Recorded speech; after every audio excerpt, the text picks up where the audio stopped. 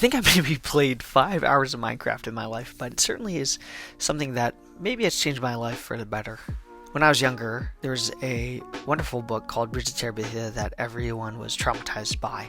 This was right after the wave of Narnia, Tolkien, Harry Potter, fantasy content that came out, and Disney pulled a fast one on everyone.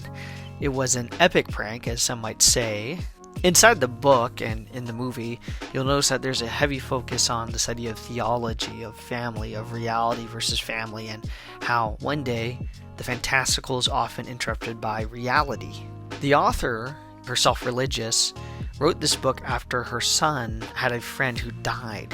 Actually, this friend got struck by lightning. I wrote Bridge to Terabithia because I couldn't do anything else. Our son's best friend, who was a girl, was struck and killed by lightning when they were both 8 years old.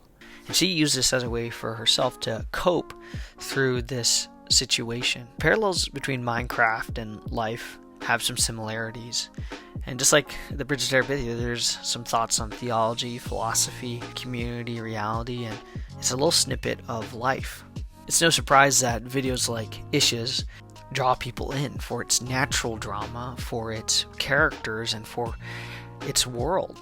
When you think about Ish's world, there are the same blocks, the same Minecraft pixels, but there's conflict and evidence of our reality, despite it being its own fantastical place at the same time. It's been interesting to see. There's a lot of homeschool groups, even therapy-like groups that have been leveraging Minecraft as a virtual world to have these discussions. I remember when I was a little older than I care to admit, I was going through a tough time, and a manager at my university, not someone I was directly connected with, said, "Hey, let's just go zone out and play Minecraft."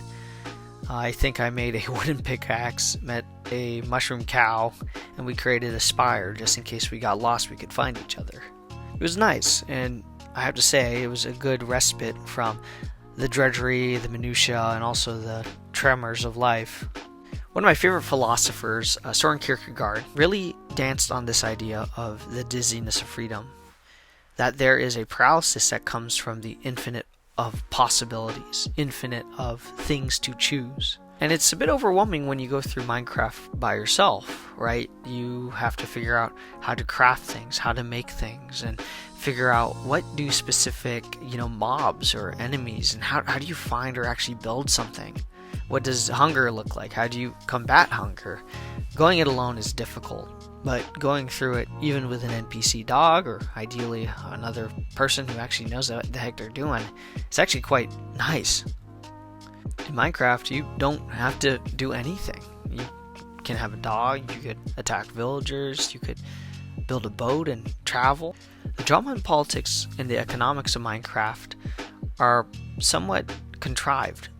If you look at videos like Ish's or all these civilization videos, people craft the conflict on their own, create societies and us versus them scenarios, and they create coliseums. Even if you look at the legendary Anarchy server, people created their own dystopian world.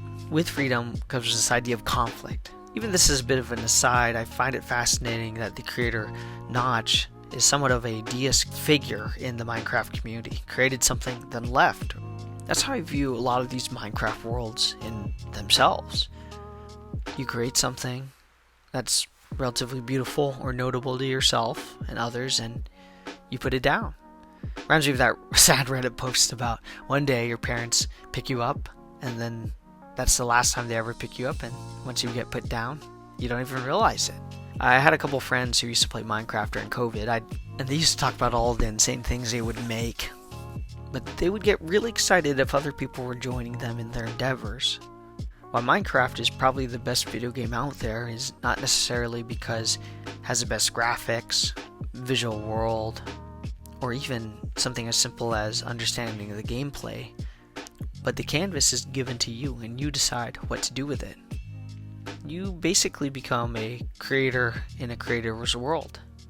One of the fascinating things about the Bridge of Terabithia book is there's this conversation between Leslie and the main character about this idea of believing in God or not.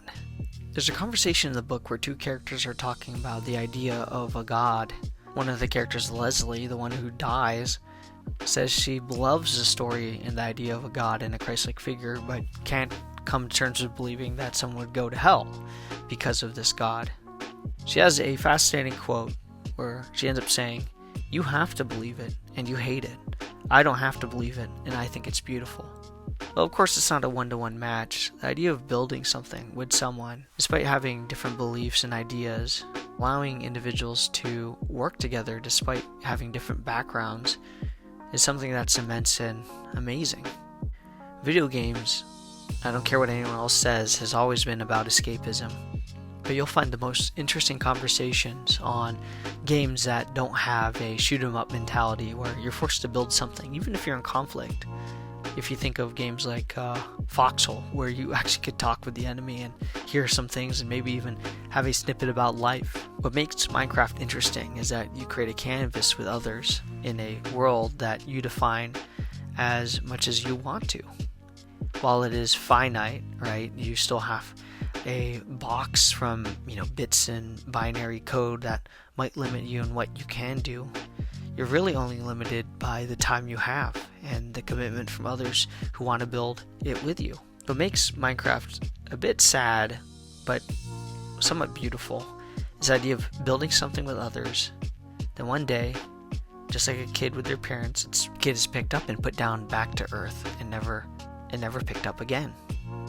But there's beauty in this idea of being able to create something with others, and it never really ends. Similarly, that Bridge of Terabithia book, at the very end, the main character ends up introducing the world that he created with this Leslie. He introduces to his sister. He could have left his creation behind, but he decided to build it with someone else. And of course, when he builds it with his sister, it's going to look different. While I picked up Minecraft for maybe 5 hours and I put it down, it has always stuck with me. And one day I hope to pass it off to my loved ones and maybe even one of my kids. But we'll see. What makes Minecraft beautiful is that you get to be a creator with others and create in this beautiful canvas, and at the same time define things with people who have different worldviews than you. And in the rare case I ever play Minecraft again, and we happen to play on the same server, build a spire so we could find each other.